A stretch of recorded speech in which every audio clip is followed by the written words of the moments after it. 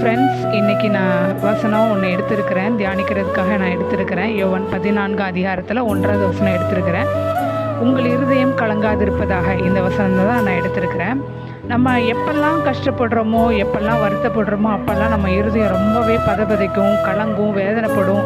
யார்கிட்ட சொல்ல, என்ன சொல்ல, யார்கிட்ட சொல்ல சொல்யூஷன் கிடைக்கும் அப்படிலாம் நம்ம நினைப்போம்.